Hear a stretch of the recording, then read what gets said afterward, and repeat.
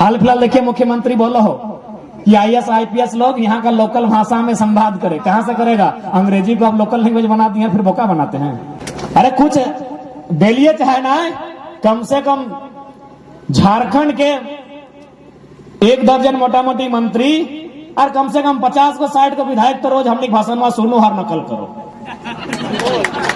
आज हमने साल भर से बोल रही भाषा भाषा ट्रांसलेटर। अभी मुख्यमंत्री बोलो हलो आईएएस सबके कि भाई आप लोग झारखंड का लैंग्वेज को समझते हैं कि नहीं, इससे कम्युनिकेशन नहीं हो पाता है। तो मुख्यमंत्री जी लोगों को बोका काहे बनाते हैं, अंग्रेजी को लोकल लैंग्वेज बनाते हैं और फिर बोलते हैं कि आपको कम्युनिकेशन नहीं बन रहा। लड़ाई भाषा से स्टार्ट भेल और बहुत सारा जब हमने भाषा के आंदोलन कर लिए तो सवाल बहुत जब पढ़ल लिखल लड़का हो जे अपन आपके बुझे तो हमने बहुत ज्यादा पढ़ल लिखल लगियो ओखनी हमने के बुझेलो कि यार तुम लोग तो झारखंडी बोका था, बोका ही रहेगा।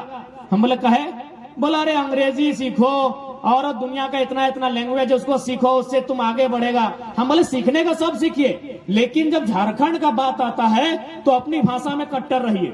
उदाहरण हम ओकरा दिलिए कि मान के चल आईएएस आईपीएस तो कोई भी आ सकल हो इस राज्य में नौकरी करे ले, लेकिन अगर गिरिडीह में कोई अगर डीसी मान के चल दक्षिण भारत के आई गए या उत्तर के कोई और कोना से आई गए और उसी समय गांडे की 17 गांव से एक 80 साल के हमारे दादाजी गए डीसी से वार्ता करे तो डीसी से बातचीत भय सकल है। चूंकि डीसी हमारे लैंग्वेज ना जाना है तो डीसी के कर्तव्य है कि ना कि दादाजी के भी बात के सोल्यूशन निकालना है कि नहीं। लेकिन चूंकि दादाजी अगर भाषा नहीं बुझाए, ऊपर से डीसी भी अगर बात नहीं समझाए तो हटे बुझाइए कि यदि भाषा के बैरियर रहतले और भाषा के महत्व रहतले तो की भेतले डीसी के अपन बगल में एगो ट्रांसलेटर के जॉब दिए रहते और कहाँ के रहतले, ताराटन के रहतले, गांडे के रहतले, क्योंकि जहां के व्यक्ति वह के ना ट्रांसलेटर रहते। अब तो मुख्यमंत्री भी लगे बतवन के नकल करे लगल। हाल फिलहाल देखिए मुख्यमंत्री बोला हो कि आईएएस आईपीएस लोग यहाँ का लोकल भाषा में संवाद करे। कहां से करेगा? अंग्रेजी को आप लोकल लैंग्वेज बना दिए फिर बोका बनाते हैं। अरे कुछ बेलिए चाहे ना, कम से कम झारखंड के 1 दर्जन मोटा मोटी मंत्री और कम से कम 50 को 60 को विधायक तो रोज हमने भाषण में सुनो हर नकल करो। आज हमने साल भर से बोल रही भाषा भाषा ट्रांसलेटर। अभी मुख्यमंत्री बोलो हलो आईएएस सबके कि भाई आप लोग झारखंड का लैंग्वेज को समझते हैं कि नहीं, इससे कम्युनिकेशन नहीं हो पाता है। तो मुख्यमंत्री जी लोगों को बोका काहे बनाते हैं, अंग्रेजी को लोकल लैंग्वेज बनाते हैं और फिर बोलते हैं कि आपको कम्युनिकेशन नहीं बन रहा। अब मान के चल, चूंकि लड़ाई के आधार है परीक्षा यानी नौकरी यानी नौजवान पढ़ा लिखा।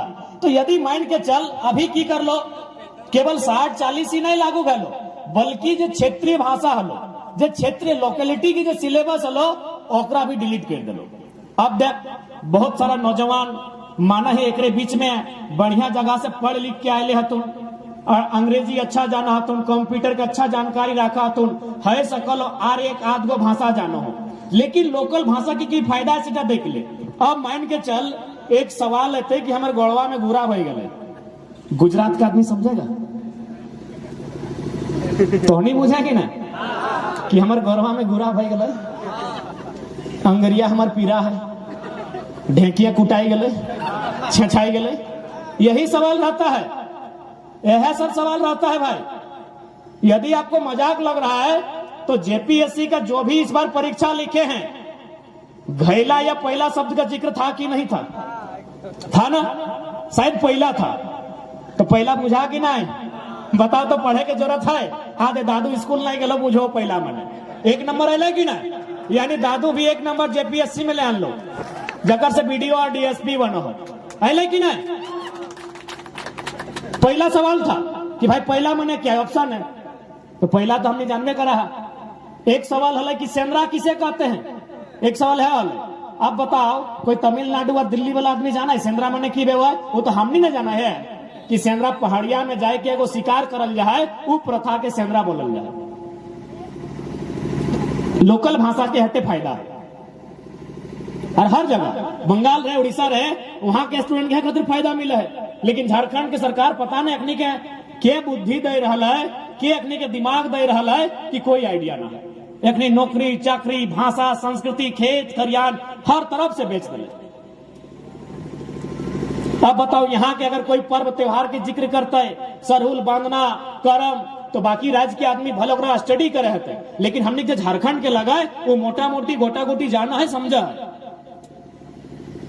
तो यह लगो लोकल की लोकेलिटी माने की लोकेलिटी जहां भी हो सीधा फायदा कर स्टूडेंट के जीतो, लेकिन ओकरो डिलीट कर दे लो। अब ले लो 60-40, तो 60-40 मोटा मोटी सभी बुझेगा ना। और एक्चुअली 60-40 ना हो कि 40-60 हो। अब बोल भा कि भाई ये नया फॉर्मूला कैसे 40-60 ये तो नियोजन नीति लगे। तो नियोजन नीति डायरेक्ट तय नहीं है, कोई ना कोई स्थानीय नीति रहे। तो ये जो 60-40 नियोजन नीति सरकार फॉलो करता है, तो एक स्थानीय नीति की लगे 1985 वाला। कहे कि 1985 रद्द नहीं भेलो, 32 लागू नहीं भेलो, एक मतलब 85 चल रहा।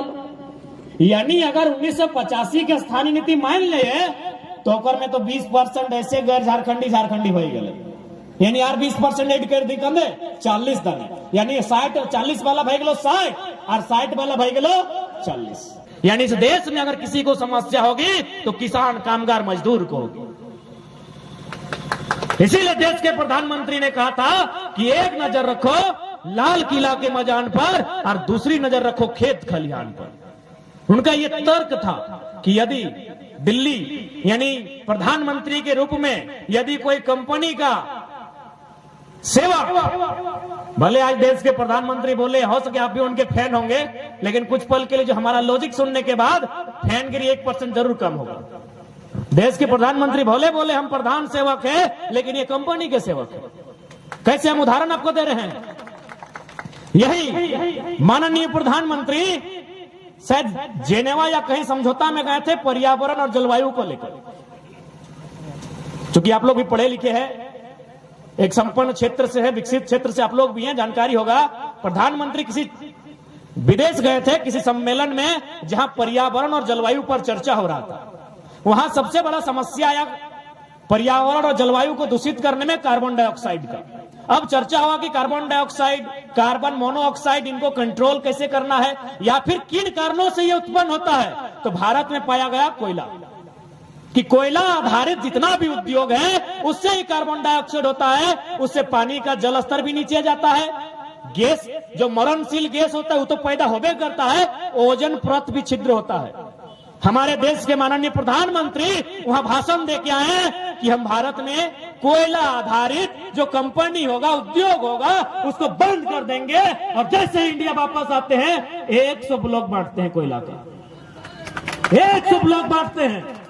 और उसमें से मजेदार बात 39 को अपना बेटा को, अरे बेटा यानी डायरेक्ट नहीं होता है, गोद लिया बेटा भी होता है, यानी साफ भाषा में कोई एक अडानी नाम करके हैं, बहुत रईस व्यक्ति हैं, 39 को कोल ब्लॉक उनको बांटा गया। इसीलिए हो सके आप उनके फैन होंगे, भले आपको कोई माने किसी और विचारधारा से उत्प्रोत होकर आपको भटकाया जा रहा है, लेकिन आप किसान और कामगार परिवार से हैं। याद रखिएगा आपका सबसे बड़ा कर्म और धर्म आपका वही बड़ा खेत है। क्योंकि दुनिया की तारीख गवाह है कि राजाओं के राज में भी जितना महत्व राजमहल का नहीं था, उससे कई ज्यादा महत्व किसान के खेत का था। इतिहास को मत भूलिएगा।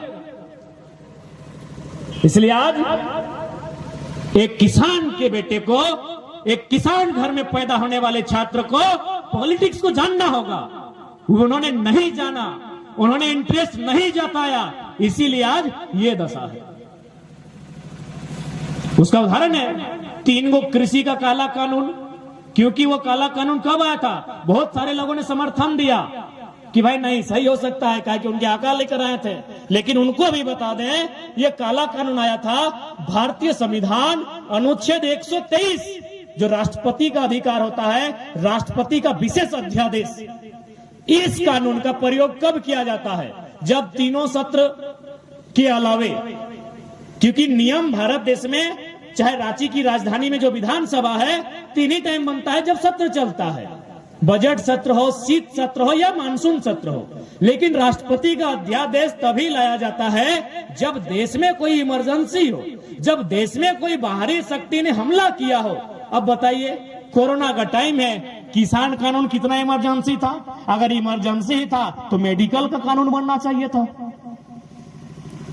इसीलिए आज तमाम किसान परिवार से, किसान कामगार मजदूर वर्ग से हमारा निवेदन होगा, और भगत सिंह भी कहते थे कि भारत की असली का जो क्रांति है, जो असली क्रांतिकारी है, वो फैक्ट्रियों में है या तो खेतों में है।